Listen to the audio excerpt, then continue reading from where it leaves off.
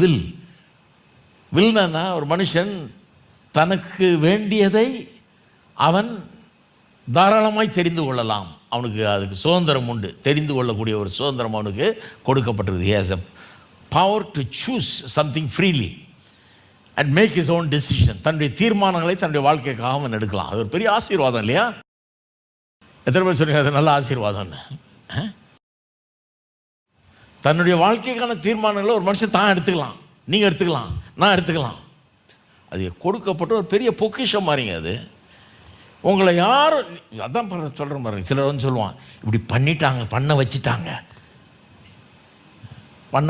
தலையிலே ஒன்று போடணும். உனக்கு எங்கே போச்சு அறிவு? உனக்கு இல்லையா இருக்கு. நீ உனக்கு என்ன வேணும் நீ தெரிஞ்சுக்கலாம். அவன் எப்படி பண்ண வைக்க முடியும்? உன்னை யார் பண்ண வைக்க முடியும்? பண்ணலாம் வைக்க முடியாது.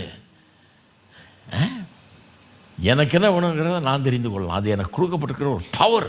கடவுள் மனுஷனை உண்டாக்கும் போது அப்படிப்பட்ட ஒரு பவர் அவனுக்கு கொடுத்துட்டார் உள்ள. நான் என்ன வேணுங்கிறத நான் தெரிந்து கொள்ளலாம் அப்படிங்கிற ஒரு மனுஷனை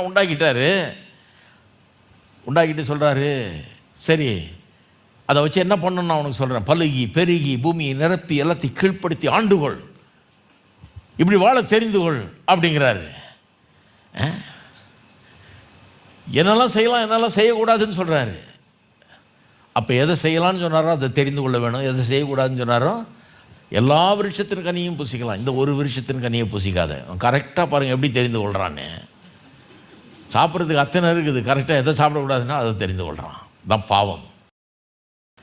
பாவம் வந்துடுச்சு உள்ளத்தில். அதனால் சித்தத்தை தவறான விதத்தில் பயன்படுத்துகிறான். அதாங்க பிரச்சனை.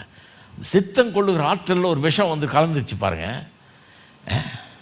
கலந்துட்டு தன்னுடைய சித்தம் தான் பெருசுன்னு நினைக்கிறான். தான் பாருங்கள், இயேசு பூரண புருஷன். அவரை பார்த்தீங்கன்னா அவர் சொல்கிறாரு, சாகர நேரத்தில் கெத்செமனே தோட்டத்தில் சொல்கிறாரு, உமக்கு சித்தமானால் இந்த பாத்திரம் என்னை விட்டு நீங்கள் இப்படி செய்யும். ஏன்னா வேதனையாக இருக்குது அவருக்கு. எல்லார் பாவத்தையும் சுமக்கணும், உலகத்தின் பாவத்தை சுமக்கணும், அதுக்கான தண்டனையும் சுமக்கணும்.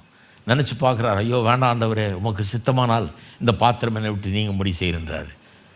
ஆனால் சித்தமானால் தான் சொல்கிறாரு. அடுத்த வரி சொல்கிறாரு, ஆகிலும் என்னுடைய சித்தம் அல்ல உம்முடைய சித்தமே. என்ன பூரண புருஷன் பாருங்கள். அவருடைய சித்தமே கிடையாது, கடவுளுடைய சித்தம் தான் தன்னுடைய வாழ்க்கையில். அதுதான் மனுஷன். அதுக்கு தான் அவரை பாருங்கன்றேன். அதுக்கு தான் அவர் பூரண புருஷன்றேன்.